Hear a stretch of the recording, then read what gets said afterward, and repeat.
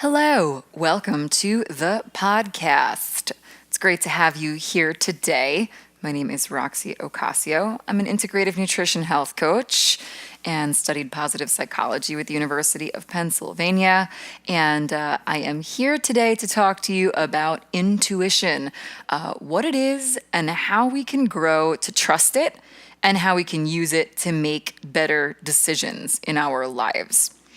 As a quick little reminder, this podcast is not intended to replace mental health counseling or your regular medical visits. So please don't use this as a tool to diagnose yourself or treat yourself or anything of the sort. It's meant to be information and education.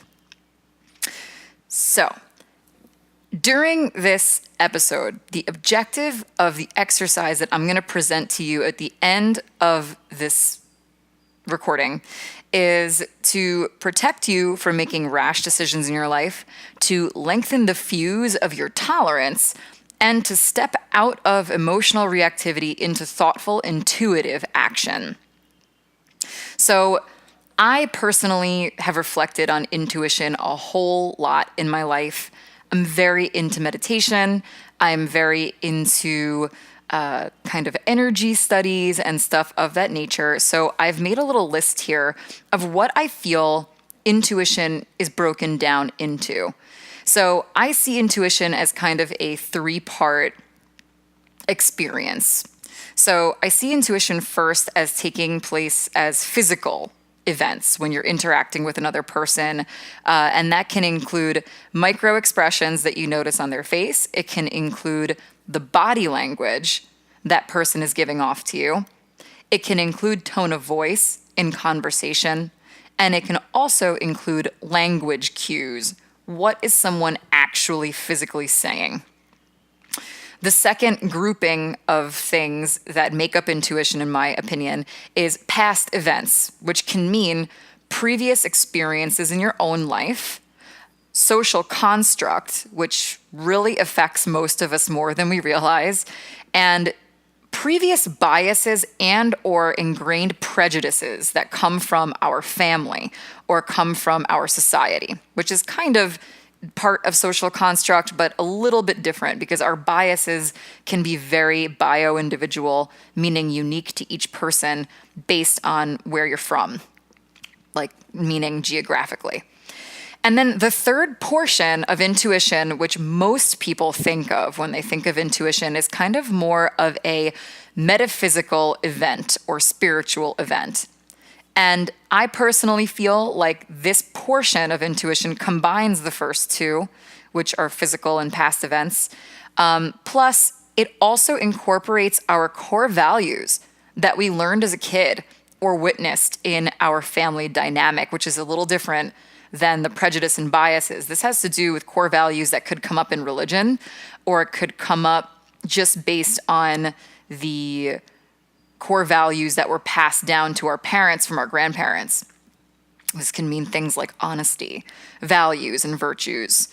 So when it comes to the metaphysical events part of intuition, I see that as one energetic impression that we can get from another person or a situation. That means kind of the way we just feel about it naturally. We sometimes get a good feeling when we meet someone, and we sometimes get a bad feeling when we meet someone. Sincerity gauging, which means that you are, again, kind of marrying the perception of people's body language and facial expressions plus your own previous biases and experiences. And then authenticity gauging, which is also very closely linked to past events, but more connected to your core values. So when you're gauging whether a person is authentic or sincere or a good person / bad person, that can have a lot to do with our intuition. So the question becomes, how can we start to distinguish if it's actually intuition or if it's fear, or that we're actually kind of leaning on our social opinions or our prejudicial opinions? And I actually believe that you can't really separate the two. intuition and fear, or intuition and defensiveness, or intuition and, concern, none of those things can be separated. They're one and the same. Your life experiences have made you who you are today. Therefore, your intuition is going to be based on the whole lot of all those things I mentioned, both the good, the bad, and the ugly. So the first thing that a person can start to do to learn to trust their intuition is to accept that all of those components exist in your intuition. I know in the spiritual community a lot, people are like, oh no, you got to feel past your fear. But your fear is a part of your intuition, so how do you feel past that? I think part of it is understanding and accepting the integration of both being present in our intuition. So the key becomes not necessarily what is our intuition and when should I trust it, but it turns into tolerance. Tolerance is the name of the game when you're starting to learn how to access and trust your intuition. So what is tolerance? It is our ability to withstand. It's our ability to embrace a specific situation or person or thing, and our ability to feel comfortable with it. So when you start to talk about, is my intuition guiding me astray here, or is it real? The question really is, can I tolerate this person? Can I tolerate this situation? And this can mean career. This can mean romantic relationships. This can mean friendships. This could be family relationships. This could be an entrepreneurial endeavor. Can you tolerate it? And I have a list here of some of the signs that your tolerance is breaking. So let's talk about that for a second. What are some signs that our tolerance is reaching its breaking point? One of the first things that your tolerance is breaking is that you're having frequent anxiety attacks. That might come in the form of having heart palpitations, chest pains, feeling worried for no reason at all, feeling paranoid for no reason at all. That can be one sign that your tolerance in a situation is breaking. Substance abuse is a really big sign that your tolerance is breaking. Are you turning to smoking marijuana or drinking excessively or smoking cigarettes in a chain smoking kind of way? I'm not saying that any of those things are necessarily bad. Of course, they're, not great for your health overall, but that could be arguable. Marijuana and alcohol has its place right now in the medical community as being partially beneficial. But, I'm not talking about occasional use of these substances. I'm talking about abuse of these substances. That when you are upset, you are drowning yourself in these substances to numb out. That is substance abuse. Another sign that your tolerance is breaking is an invasive negative self-talk. Now, we all have, days and moments where we don't say the nicest things to ourselves, or think that we are the best person on the face of the planet, or feel attractive, or any of those things. But a good sign that your tolerance is breaking is that it is becoming invasive how crappy you feel about yourself, or how much you are criticizing yourself. It's a good indication. Another sign that your tolerance is breaking is lack of sleep. You're up all night. You're getting insomnia. Feeling kind of crazy. Not resting. If you are losing sleep over a situation and it's chronic. Now, I'm not talking about the occasional, you got into a fight with someone and you're up all night and you don't feel well. That's kind of par for the course when it comes to relationships in general. There are gonna be days like that. There might even be a week like that, but I'm talking about months like that. You can't sleep at all. You can't get rest. You wake up feeling unrested. That's a sign that your tolerance is breaking. Constant doubt in yourself. And again, this is constant doubt in yourself, not doubt in yourself in general. We all have sneaking suspicions sometimes that we're not the best at what we do, or that we need to evolve in a certain way and we feel a little doubtful in ourselves. Or a situation may arise where, you notice that something needs to grow. You need to grow towards something because there's an imbalance somewhere. This could be in work performance. This could be, in a sport that you play. This could be in a relationship that you're in. But I'm not talking about the kind of doubt that pushes us to self-educate and grow. I'm talking about the kind of doubt where you actually doubt whether or not you are a good person. You start to doubt whether or not you are stable emotionally. If you're starting to doubt that constantly, we're talking months at a time. When I'm reading this list, keep that in mind. This is months at a time. That's a sign that your tolerance is breaking. And you can start to track these little things as you experience them in a week and say, okay, my tolerance seems to be breaking a little bit. Let me see how I'm doing next week.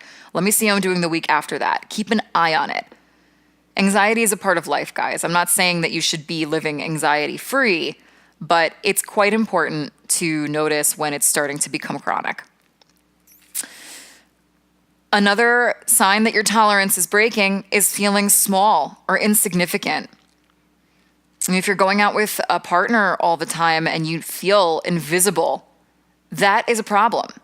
If you are spending time with a friend all the time and they're doing nothing but talking about themselves and not really showing any interest in how you are or what you feel, and you feel insignificant or you feel belittled constantly, even at work, if you feel insignificant, nobody's really turning to you, you feel kind of small there, you feel a little belittled there, your boss is making you feel like garbage about yourself, that's a sign that your tolerance is breaking, when that's a chronic feeling that you're carrying, and that can actually lead to depression, which is going to go into the next thing here.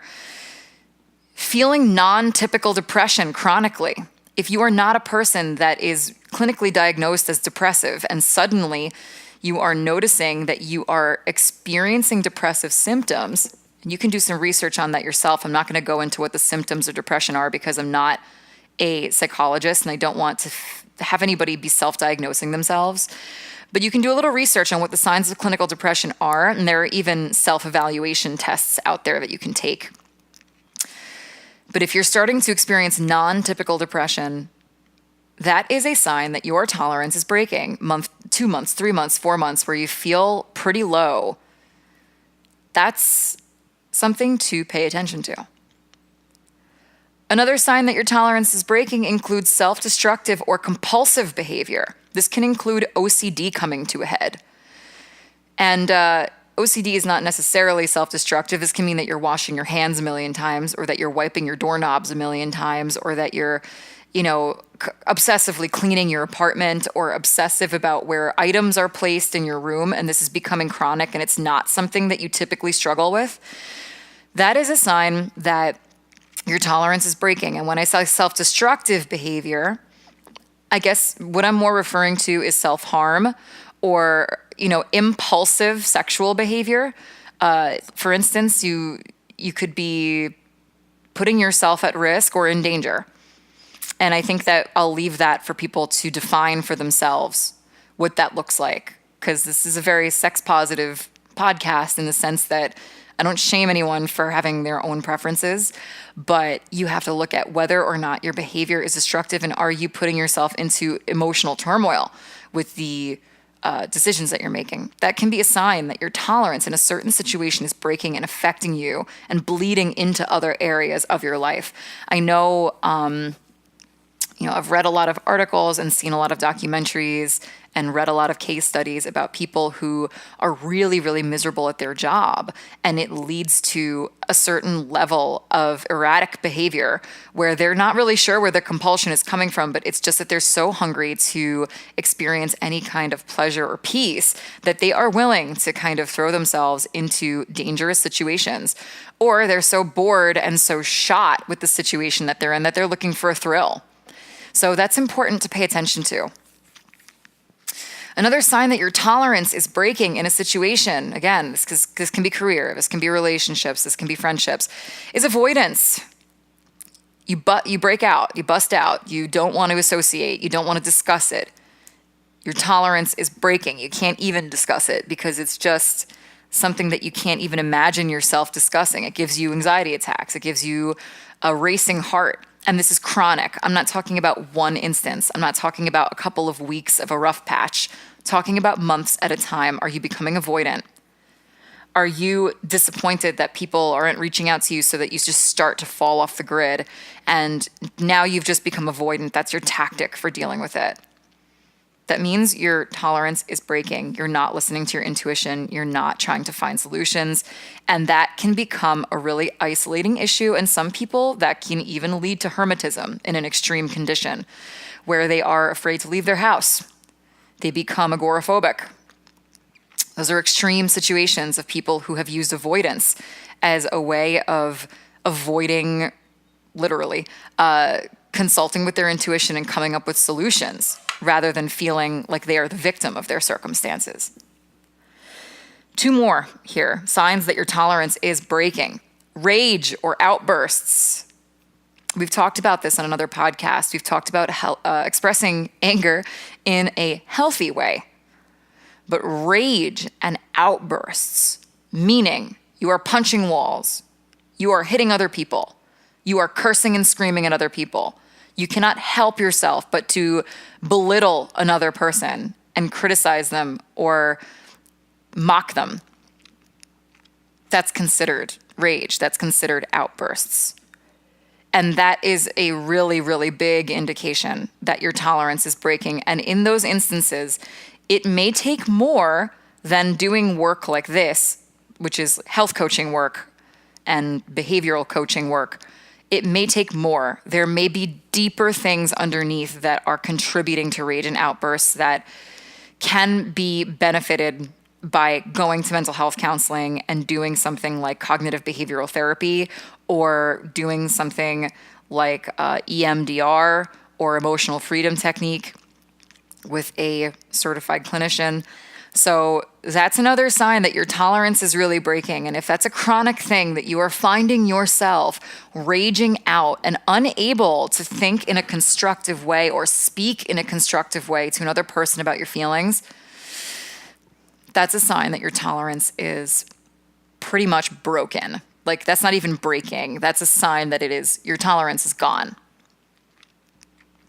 And then the last thing that I'm going to mention about a sign that your tolerance is breaking is and again, this is chronic and excessive we're talking about, having an overt fixation on social media, television, religion, or celebrities. This is another form of avoidance.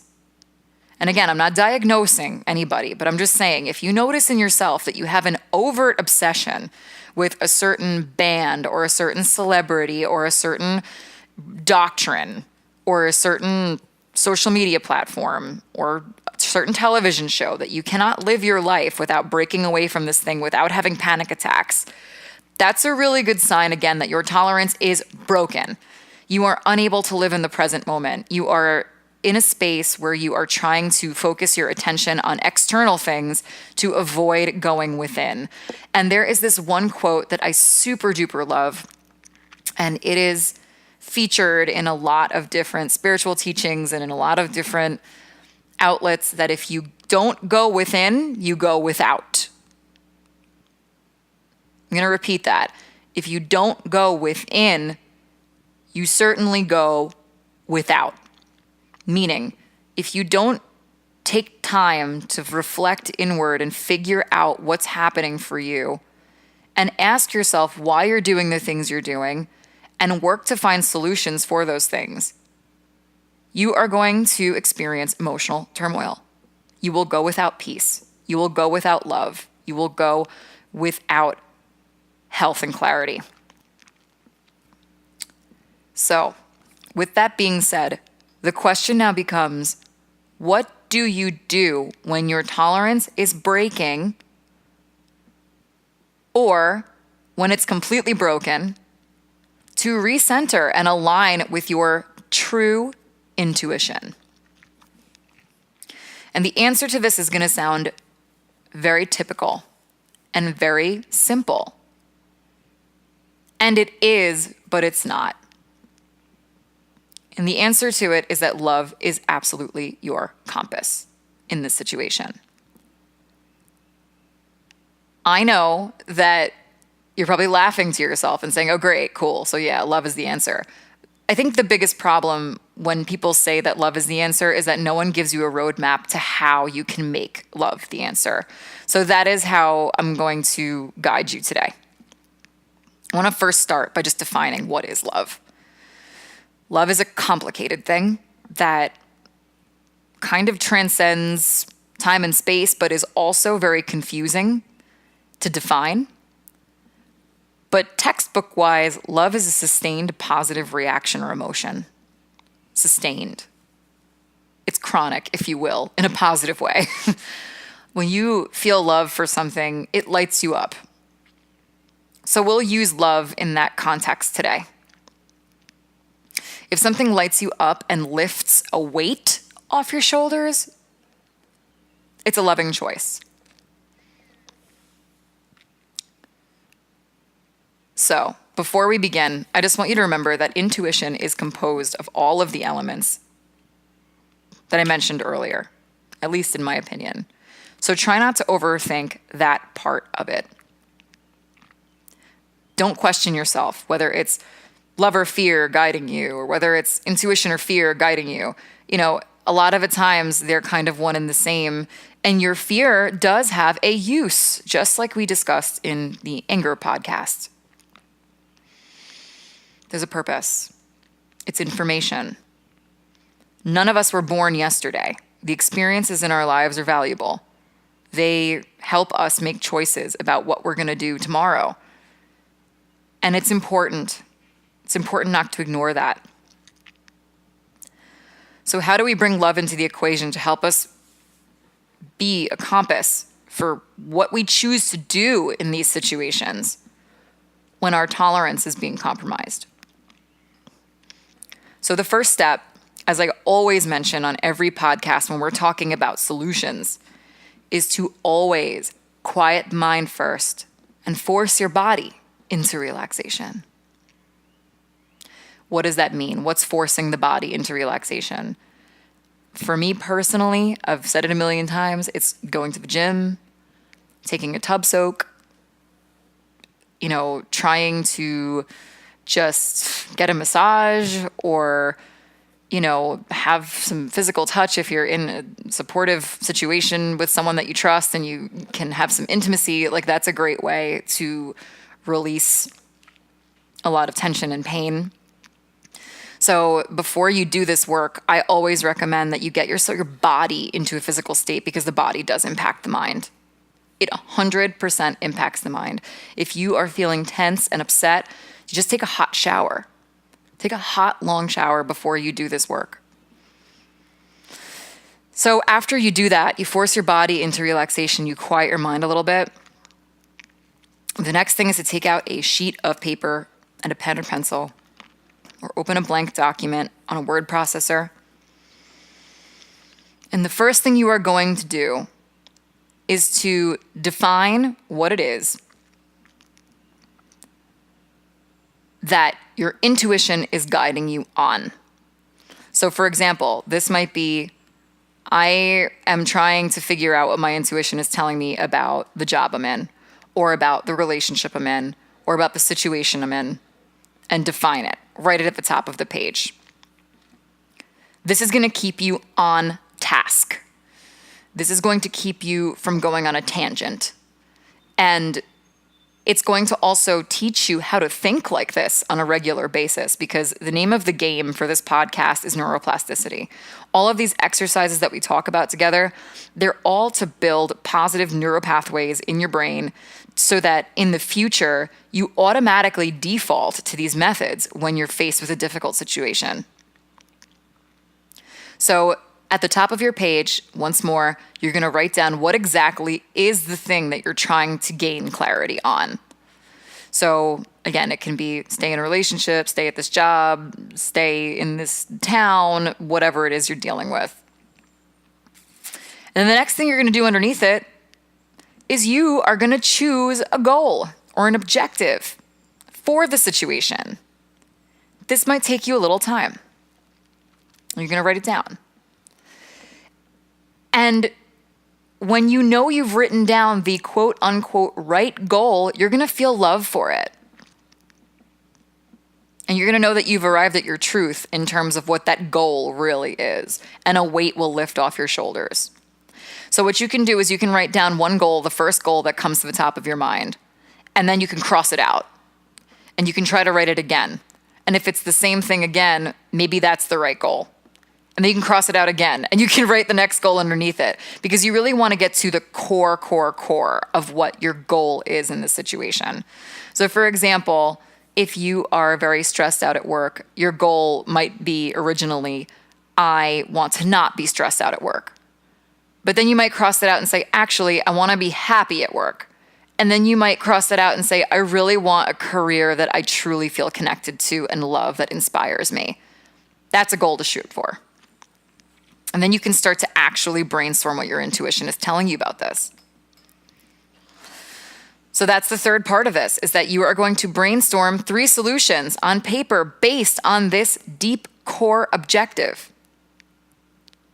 And this can be brainstorming 3 things that you could do or say to improve your situation.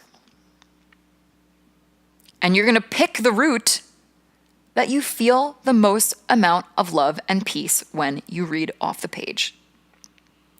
So for example, someone who is having a difficult situation in their career, who decides that they truly want a career they love and that's their goal, might decide that the right course of action is to have a one-on-one heart-to-heart with their supervisor about changing their role at work so that you can utilize your strengths and you can transform the job you have right now into a job you love. Sometimes it just takes communication. That's what the goal of this exercise is. It's to get you thinking outside the box of what conversations you can have and what you can actually do, and to get you to start looking at all the possibilities. And we did talk about this in my podcast on resilience as well. And you can revisit that podcast if you're interested in learning more about different tactics for resilience. But being able to see all the possibilities in front of you is a really big part of resilience. And it's a really big part of trusting your intuition. And then picking the one that really feels most in alignment with your true goal that you have at the top of that page. And again, I don't want you to worry if it's fear guiding you or whatever. The point is that your solutions should be well thought out, involve promoting peace for all parties, including yourself, and it should have a positive outcome.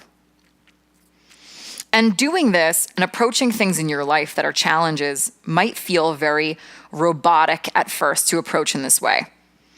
But as a reminder, the objective of doing exercises like this is to start rewiring your neuroplasticity to naturally become a master at honoring your intuition.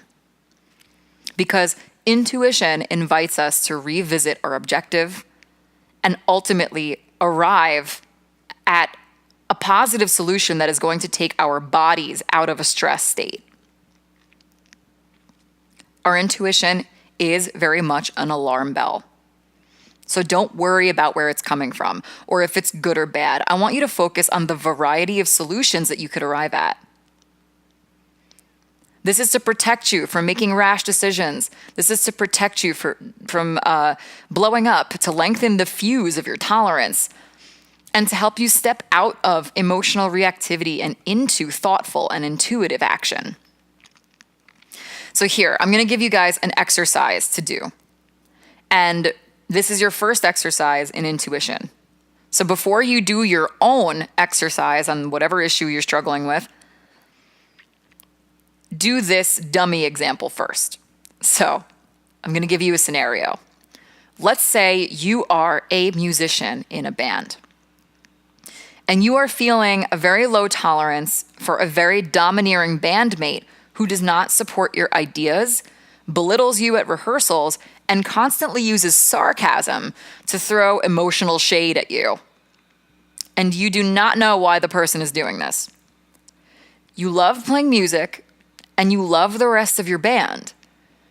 You don't truly understand what your next move should be. And you're even making great money playing with this particular band.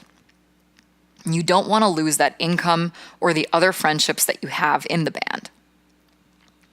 Okay, so with that as your example, I would love for you to step into the shoes of this imaginary rock star and create 3 solutions for what you could do.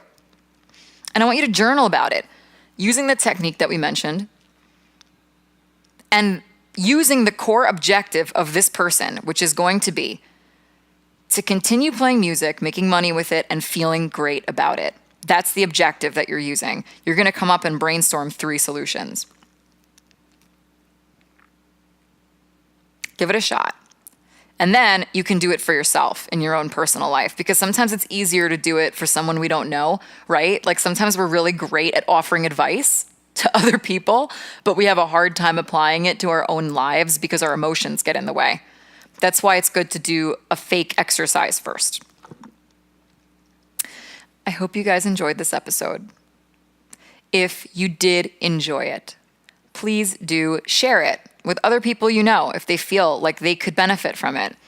And I also invite you to join the Emotional Freedom Tribe Facebook group. It's a new Facebook group created exclusively for listeners of this podcast. It is very fledgling. It's very brand new.